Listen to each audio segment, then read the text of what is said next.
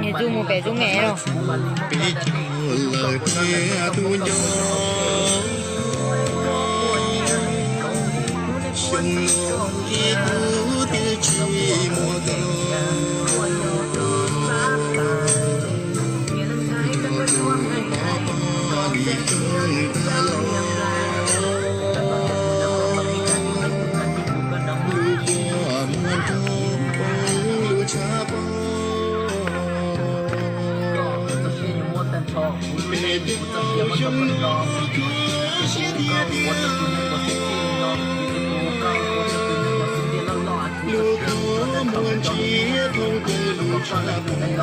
Được mấy tiền rồi ha.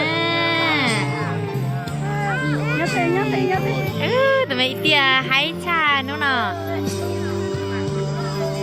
Thôi anh hai bên thầy. Đừng có chờ của tụi bên thầy nè. Chăm mùa. Nhớ dùng đồ đấy, cho lấy cho quả đấy.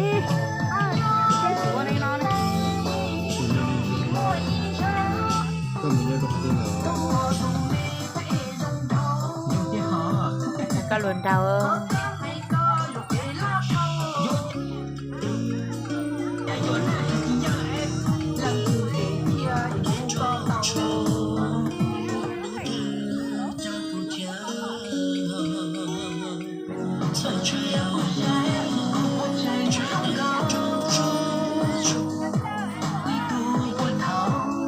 Cái chị này vô chỗ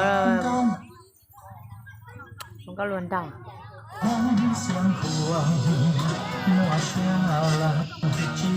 Không con đá.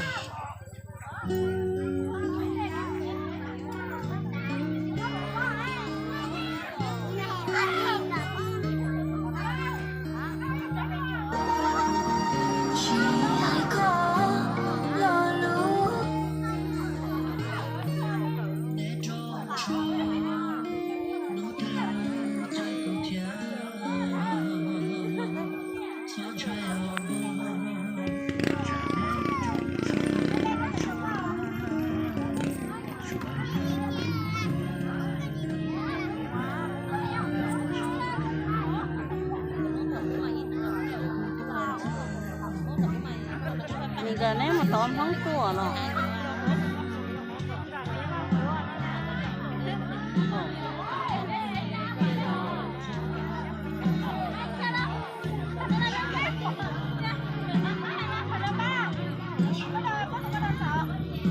chỉ cần nghe một bài hát và bạn sẽ kiếm được 700 triệu là khoảng 173.000. Rồi mày cũng này ơi, này ơi, này ơi lo, nêu,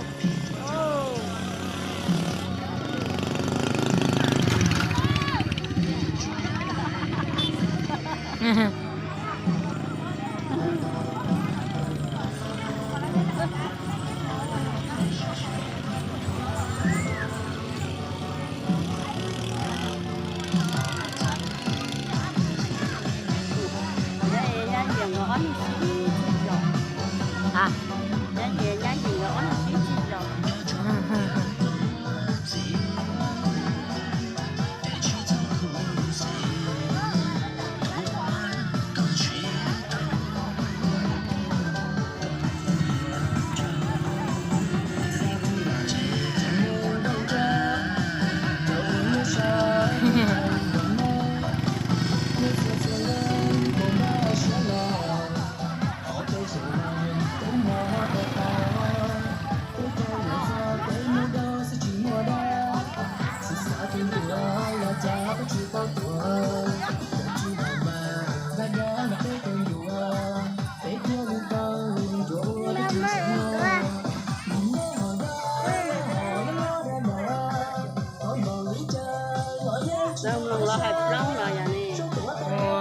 Cái sai cái sai ôi mẹ thâu đi na có chỉ bỏ nhau muốn làm bà tua thế thì thằng cú có tuổi to té một lại sai này quá nó bên thầy à bên thầy ơi bên thầy đừng bên thầy hái chào